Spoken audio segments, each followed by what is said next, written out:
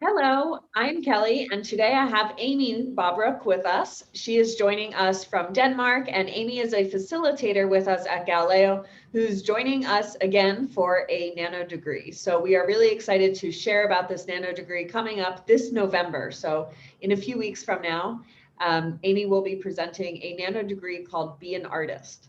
So Aimee currently lives in Denmark, but originally from Texas. And I'm not going to share too much more. I would like to introduce Aimee, and she can share a little bit more about herself. Welcome, Aimee. Thanks so much for joining me today. Hi, thanks for having me. Yeah, I am an artist, originally from Huntsville, Texas. And then in my adult life, I've spent about 15 years in Austin, Texas. And recently, in the last couple of years, I had a lot of creative songwriting that took me over to Denmark. I was writing for publishing companies for pop girls that sing pop songs in Europe, basically.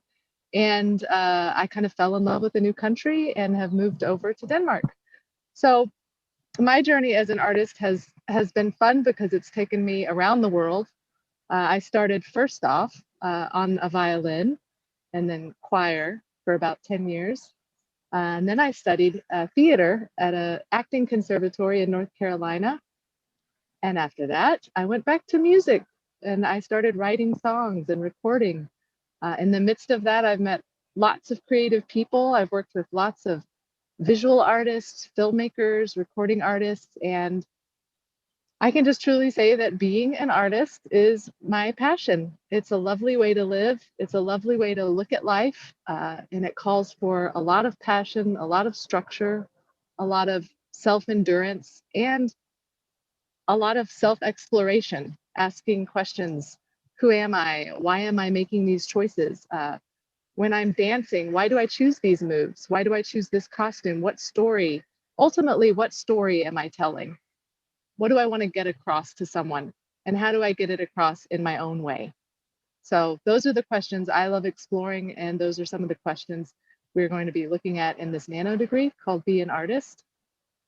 And my objective and goal with the nano degree is to give students some real hands-on practical exercises that they can do. So for instance, every morning when I wake up, I have a typewriter and I set a clock for a 15-minute timer and I type on my typewriter. Now that is very, very me, okay?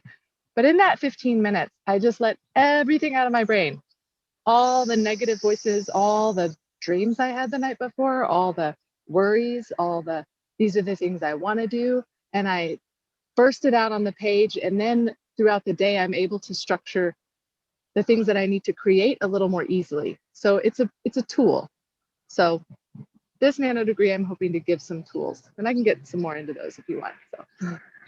Wow, that's so inspiring. So it's really cool to hear about your journey, but it's also really cool to hear about the habits that you're having as well. I think we're also going to have a productivity nano degree. So these are going to fit so nicely together at the same time to help to build those habits and skills. Yeah, so share more about what's happening in the nano degree. And also at the end, as we know, this is a 4-week project-based class. So what will the project or the presentation be like at the end as well?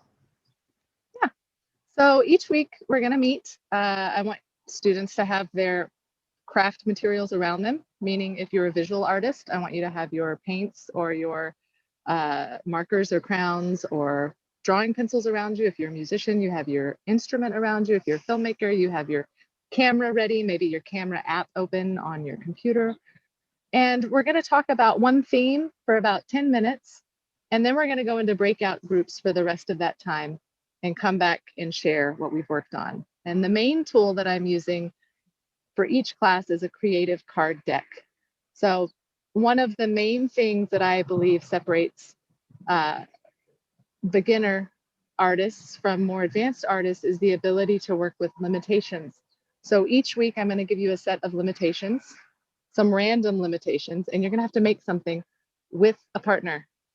So this is the second thing that I believe, that collaboration in art making is basically essential.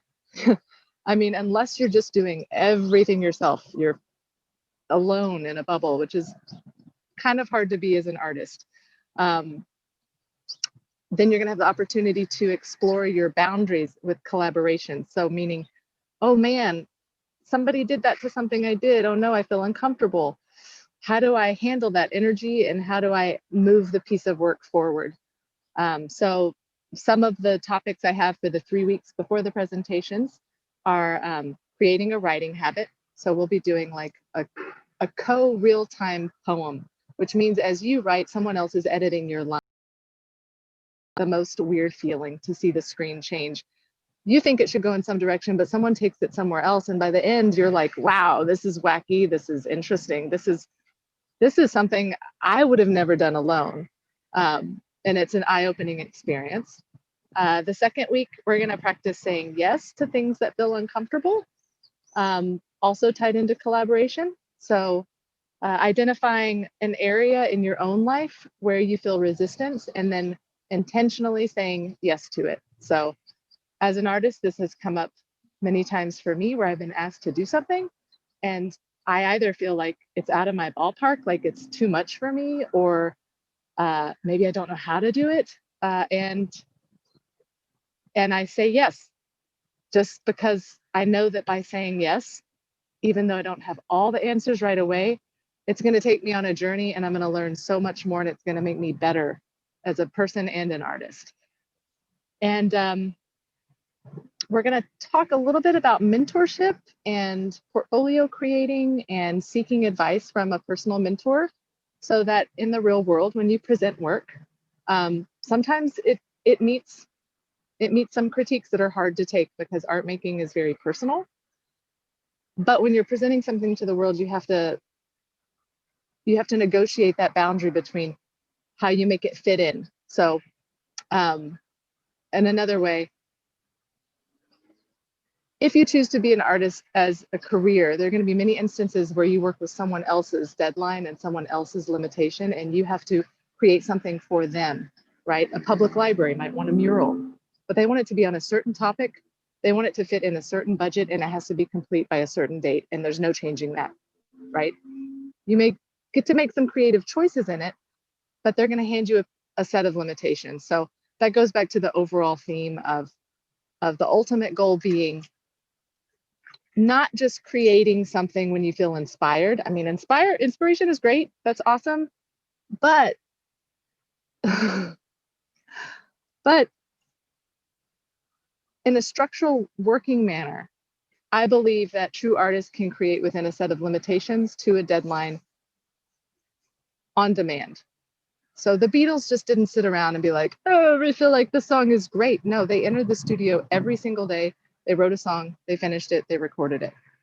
So it was very fast paced, very intense. So I'm trying to explore some of that with Yeah, it sounds students. like, yeah, that's so incredible. I was just like nodding and yesing and like, this is amazing. This is what not only artists, but people can really benefit from these meta skills, we could call them, and applying them to any part of their life. So um, I've seen the trailer as well. It's or the teaser, we can call it, for this club. And I think that alone is a great expression of why art and why being creative is really important. So I really look forward to seeing this nano degree. And I wanted to ask you as well about the final project and a little bit more about the experience level for joining this nano degree. What will that be like for students who want to sign up?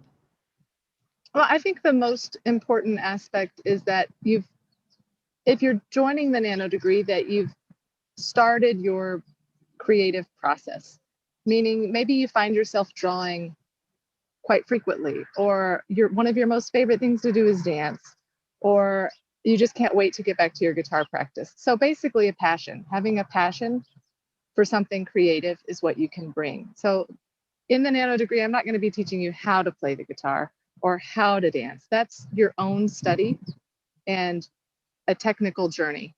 Mine is more of like how to think as an artist and how to work under limitations. So ultimately, the final presentation will be a paired collaboration.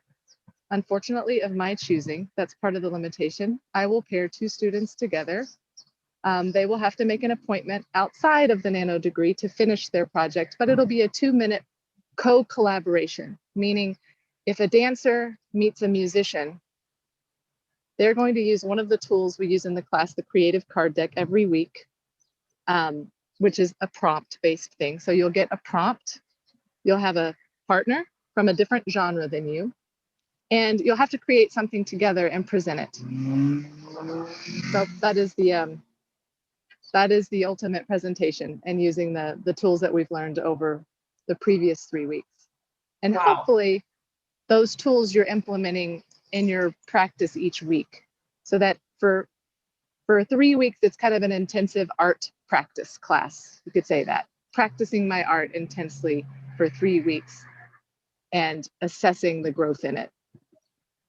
Yeah, and what a better way to finish it than with a collaborative project using all of those skills that you've learned throughout that nano degree. So, wow, that's really cool. I cannot wait to see these final projects and hear about the limitations that they're getting. So this will be really interesting. And it sounds a lot of like it is time-based. A lot of it is time-based, because I think one of the hardest things when you're making something is to know when to stop.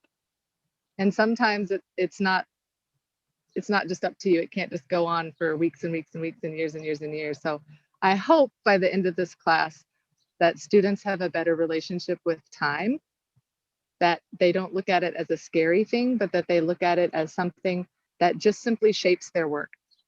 And that shaped work later down the road can be taken and re-edited or worked with, but it helps kind of get things out, right? You have to keep moving. You have to keep talking, or your hands moving. You can't just stop and get stuck in the head, right? Yeah. So that's one of the hopes. That's amazing. And just bringing all those skills that you've learned on your journey and sharing them through your passion. So bring your passion and bring your creative materials that you might have to this nano degree. Wow, that's so cool. I'm really excited. Can I come? Yeah, me too.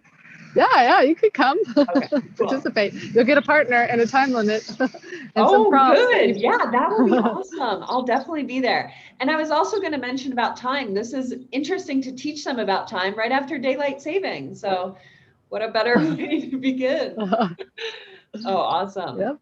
So any lasting shares for the audience that's watching, maybe parents or students that are interested in maybe joining?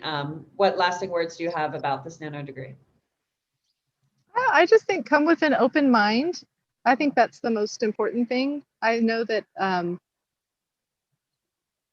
whatever your genre is, whatever your field is, like dance or music or filmmaking, that process can be very personal. And so it takes a lot of courage to come with an open mind. So that's what I would ask, is to just be courageous and come with an open mind, that there might be something that you learn that you can incorporate into your own practice. Yeah. Oh, fantastic. I love it. Thank you so much, Aimee. And thank you for joining me in this interview today. We'll be sharing this with everyone and get the enrollment start for your nano degree in November. Thank you so much, and talk to you soon. Bye-bye. Bye.